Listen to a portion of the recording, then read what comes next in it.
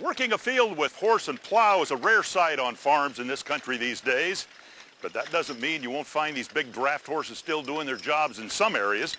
We found a rancher in Texas who still believes in farming the old-fashioned way. Come on, Bonnie, let's go, girl. Oh, Lordy, you pushing or am I pulling?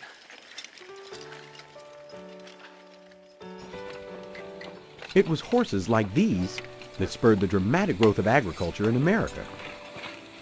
In the early 1800s, it was oxen that plowed the fields of a young nation. But a growing population demanded bigger farms, and new equipment demanded more pulling power. So, big, steady European draft horses made their way to America's shores.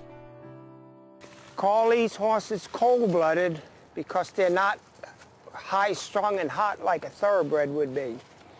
You see how thick they are in muscle, and this is to do their work. They're very, very muscular and thick. Bob Lewis is one of many enthusiasts who breed and raise a variety of draft horses. Occasions like Plow Day in Tolar, Texas, are a chance to see these gentle giants in action.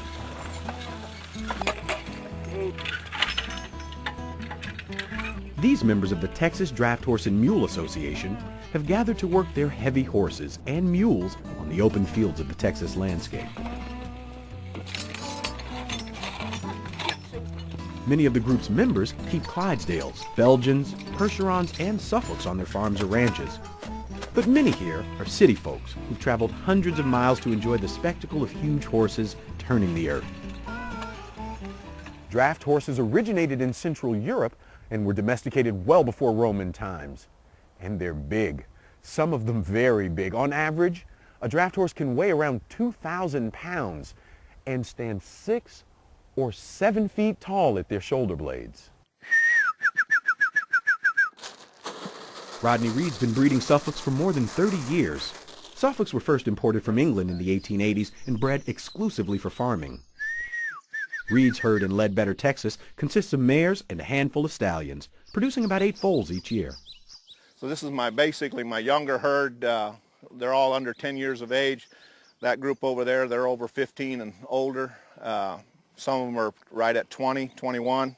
There's several people in the state of Texas that make good living off of their draft horses, pay their farm bills and everything else. They don't have that, making that $3,000, $4,000 a month payment on a tractor and a baler and all that other stuff like some of us have to.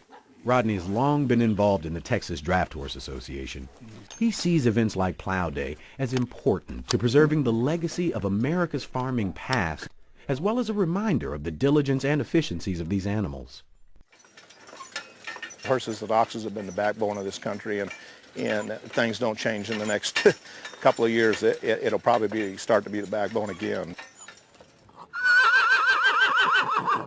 Plow Day could well be described as a living and working museum with antique American farm equipment tilling the Lone Star soil. But the real stars of the show are the draft horses. It's an opportunity for spectators to witness what these Percherons, Shires, and Belgians were bred to do.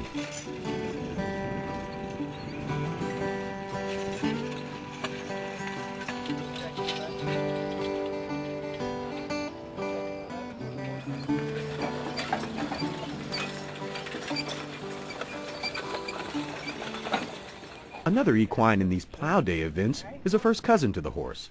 Long-eared and large, mules have been used in farming for decades. Now a mule is a product of a mare and a jack, and they're a hybrid and extremely smart. You can't believe how smart these animals are. Plow Day is more than just an exhibition. Bob's fields are being prepared for planting. After plowing is complete, a team pulls an antique grain drill, broadcasting seeds that will eventually grow to become feed for the animals. It takes about, to get through a winter, it will take 50 6-foot round bales weighing about 1,200 to 1,500 pounds apiece, and it'd take 200 to 300 square bales to feed approximately 15 draft horses and draft mules. Right there. That looks so good, doesn't it? After a day in the fields, they hang up the harness for a barbecue. I'd like one better than the next is the problem. It's just a way to get to know one another. I guess no different than why some people go golfing and some people go boating. We just go draft horsing. It may seem an unusual hobby to some, but the thrill for these draft horse owners is keeping an American tradition alive.